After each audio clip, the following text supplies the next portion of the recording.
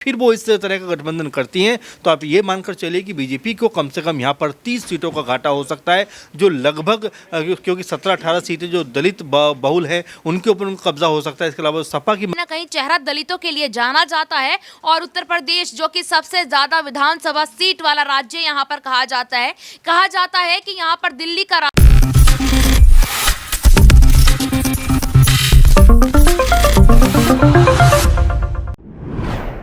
Next 9 news में आपका बहुत बहुत स्वागत है। मैं हूं आपके साथ अबरारुल हक रहमानी। दर्शकों, उत्तर प्रदेश की राजनीति में इस वक्त इंडिया गठबंधन को एक के बाद एक बड़ा झटका लगा है और अखिलेश यादव अब इस फिराक में जुड़े हैं कि आखिरकार इस गठबंधन को मजबूत कैसे किया जाए ताकि उत्तर प्रदेश में उनकी भी पार्टी मजबूत हो सके। इस समय भारत जोड़ो न्याय यात्रा चल रही है और इस न्याय यात्रा में जिस ढंग से तेजस्वी यादव या फिर आप कहें कि उत्तर प्रदेश में आने के बाद अब पल्लवी पटेल और अखिलेश यादव के शामिल होने की खबरें आ रही है। हालांकि वो शामिल होंगे या नहीं ये समय ही बताएगा, लेकिन फिलहाल इसको लेकर के तमाम तरीके की कयास आराई जो है वो की जा रही है। और एक बड़ा चेहरा उत्तर प्रदेश की राजनीति का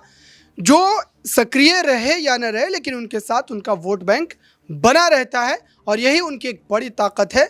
बात कर रहा हूं मैं मायावती की। आज इसी चेहरे पर चर्चा करेंगे कि उत्तर प्रदेश में जब भारत जोड़ो यात्रा आ चुकी है तो क्या इनके साथ भी गठबंधन करने को लेकर राहुल गांधी कोई बड़ी बैठक कर सकते हैं और क्या इस पूरे मामले पर चिंतन मंथन किया जा सकता है। आइए इस पूरे मुद्दे पर जो है न्यूज़ रूम में हम अपने सहयोगियों से सवाल पूछते हैं और जानते हैं कि आखिरकार ये कितना संभव है और रणनीतिक रूप से या फिर आप कहें कि जो इस समय समीकरण है उसमें क्या मायावती फिट बैठती हैं और क्या उनको लेकर के इंडिया गठबंधन में सहमति देखने को मिली। देखिए अबरार, जिस तरह से मायावती का जिक्र लगातार कर रहे हैं और जाहिर सी बात है कि मायावती बेहद अहम कड़ी होती चली जा रही है राजनीतिक रूप से। अगर यूपी की बात हम करें, क्योंकि सपा के पास जो वोट बैंक है वो उस लेवल का नहीं है कि उनको एक बड़ी जीत दिला सके, बड़ी जो कह सकते हैं बीजेपी के सामने खड़े होने की हिम्मत दे सके। क्योंकि अगर यहाँ पर बसपा उनके साथ में आती है तो आप ये जो आंकड़ेबाजी का खेल है उसमें आप देख सकते हैं कि लगभग 40+ % के पास वोट बैंक आएगा और ऐसे में बीजेपी के लिए वो कड़ी चुनौती पेश कर सकते हैं। ये अपने आप में एक बेहद कह सकते हैं कि स्ट्रॉन्ग पॉइंट हो जाएगा इंडिया गठबंधन के लिहाज से। लेकिन जिस तरह से मायावती का रुख रहा है अबरार की, कभी कभी वो कहती हैं कि हाँ एनडीए के साथ वो जाना चाहती हैं, कभी उनके रुख को देखकर लगता है कि वो इंडिया गठबंधन के साथ आना चाहती हैं, कभी उनके रुख को देखकर लगता है कि वो अकेले चुनाव लड़ना चाहती है। तो ऐसे में उनको भी पता है कि अगर वो अकेले चुनाव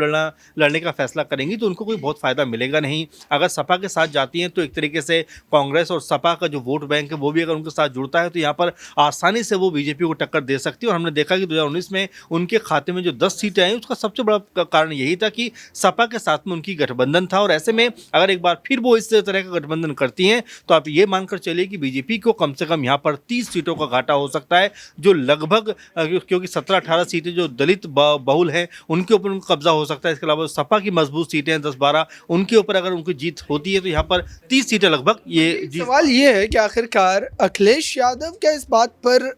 सहमत हो पाएंगे, चूँकि वो सीटों को लेकर के काफ़ी ज़्यादा आप कह सकते हैं कि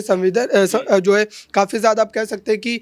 लड़ते झगड़ते नजर आते हैं। तो ऐसे में क्या मायावती को ज़्यादा से ज़्यादा सीटें मिल पाएंगी, क्योंकि वो बड़ी पार्टी है और 5-10 सीटों पर वो मानने वाली नहीं। देखिए बिल्कुल अबरार, इसमें हमें दो बात समझनी पड़ेंगी। एक, अगर एनडीए को अगर मान लीजिए अगर मायावती एनडीए के साथ में जाती हैं तो आप ये सोचिए कि वहाँ पर मायावती को कितनी सीटें मिलती हुई नजर आएंगी, क्योंकि उनके पास पहले से ही कई सारे दल भी जो है यूपी के अंदर नजर आते हैं। जयंत चौधरी वहाँ पर हैं, वहाँ पर ओपी राजभर भी अपना दल भी है, निषाद भी उनके साथ हैं, राजा भैया भी उनके साथ हैं। तो ऐसे में कितनी सीटें अगर मायावती अगर वहाँ पर जाती है तो उनको मिलेंगी। दूसरा सवाल आपने पूछा कि अगर सपा के साथ वो आती हैं तो कितनी सीटें उनको आखिर सपा देती हुई नजर आएगी। देखिए अगर दोनों साथ मिलकर चलते हैं और लगभग जिस तरह देखा जा रहा है कि 12-13 सीटें उन्होंने कांग्रेस पार्टी के लिए छोड़ी हैं, इसके अलावा अगर 60-65 सीटों पर अगर कह सकते हैं कि दोनों पार्टियों में समझौता हो जाए और यहाँ पर 30-32 सीटों पर भी एक पार्टी लड़ती हुई चुनाव नजर आए और ऐसे में 10 से 15 सीटें वो जीत पाती हैं तो यहाँ पर 30 के जो आंकड़े की हम लोग बात करें वो उसको हासिल कर सकते हैं। और ये सबसे बड़ी वजह होगी बीजेपी की हार की कि दोनों का जो वोट बैंक है एक साथ अगर आता है तो बीजेपी उसका सामना नहीं कर पाई। क्योंकि अगर बीजेपी की भी हार जीत का आंकड़ा देखें तो लगभग 40% के आसपास उसके पास वोट आता रहा है। तो ऐसे में सपा बसपा का मिलना बहुत ज़रूरी है। और यहाँ पर जो सीट शेयरिंग की आप बात कर रहे हैं मुझे लगता है ये उतना बड़ा मसला नहीं रहा है, क्योंकि यहाँ पर अगर आप 60 सीटों पर लड़ते भी हैं या 70 सीटों पर आप लड़ते भी और ऐसे में आपको सिर्फ 5 सीटें मिलती हैं तो इसका कोई औचित्य नहीं। यहाँ पर अगर आप 30 सीटों पर लड़ते हैं और 15 भी हासिल करते हैं तो आपकी एक बड़ी पैठ यूपी में हो सकती है। बिल्कुल दर्शकों, ये पूरा का पूरा समीकरण मायावती के लिए फिट बैठता है, लेकिन आने वाले समय पर देखना होगा कि अब क्या वाकई मल्लिकार्जुन खड़गे, राहुल गांधी, लालू प्रसाद यादव, तेजस्वी यादव, ये तमाम के तमाम जो बड़े चेहरे इंडिया गठबंधन के, ये क्या सहमत हो पाएंगे और क्या इस चेहरे को लेकर के जो अब राजनीतिक विश्लेषक तमाम तरीके के दावे कर रहे हैं कि पीएम पद को लेकर के कहीं ना कहीं जो है उनके लिए बात बन सकती है। अब सवाल ये है, नेहा है मेरे साथ, इनसे समझते हैं कि आखिरकार पीएम चेहरे को लेकर के जब हम चर्चा करते हैं तो उसको इसलिए हम समझने की कोशिश करते हैं चूँकि मल्लिकार्जुन खड़गे के नाम पर भी कई बार विचार विमर्श किया गया और मायावती भी दलित चेहरा है। तो ऐसे में क्या मायावती की एक मजबूत छवि है और मल्लिकार्जुन खड़गे से कहीं ना कहीं मजबूत नेता हो रही हैं, तो ऐसे में क्या उनके चेहरे पर भी सहमति बनाई जा सकती है, क्योंकि अब तक इस तरीके का कोई आधिकारिक बयान नहीं जारी किया है। तो आपको क्या लगता है कि ये मामला बन पाएगा, क्या खिचड़ी ये पक पाएगी? देखिए यहाँ पर पीएम को लेकर तो खिचड़ी इस वक्त कहीं ना कहीं पकती नजर भी आ रही है। बरार आपने देखा कि यहाँ पर कहीं ना कहीं अगर मैं बात करूँ इंडिया गठबंधन की, तो इंडिया गठबंधन में यहाँ पर जो पीएम चेहरे के लिए यहाँ पर नाम सामने आया था वो मल्लिकार्जुन खड़गे का ममता बनर्जी ने दिया था। लेकिन दूसरी तरफ अगर मैं बात करूँ यहाँ उत्तर प्रदेश की, तो मायावती भी इस रेस में पीछे नहीं है। लेकिन बिहार में भी अगर बात की जाए, नीतीश कुमार भी यहाँ पर दावा ठोकते नजर आ रहे हैं कि वो भी पीएम पद के लिए दावेदारी यहां पर करते हुए नजर आएंगे। तो जाहिर सी बात है यहां पर देखिए, इन सब में अगर देखा जाए कि मजबूत कौन है, यहां पर अगर मैं बात करूं तो वाकई में आपने ये बात यहां सही कही है कि मायावती कहीं ना कहीं एक मजबूत नेता है और कहीं ना कहीं दलितों का एक सबसे बड़ा चेहरा है। उत्तर प्रदेश की ही बात मैं यहां पर नहीं करूंगी, और भी कई राज्य है जिसमें मायावती का कहीं ना कहीं चेहरा दलितों के लिए जाना जाता है। और उत्तर प्रदेश जो कि सबसे ज्यादा विधानसभा सीट वाला राज्य यहां पर कहा जाता है कि यहाँ पर दिल्ली का रास्ता उत्तर प्रदेश से होकर ही गुजरता है। उस राज्य की मुख्यमंत्री वो एक समय पर रह चुकी हैं। तो जाहिर सी बात है अगर पीएम के लिए उनको मौका मिलता है तो कहीं ना कहीं यहाँ पर दलितों का जो भी यहाँ पर वो है,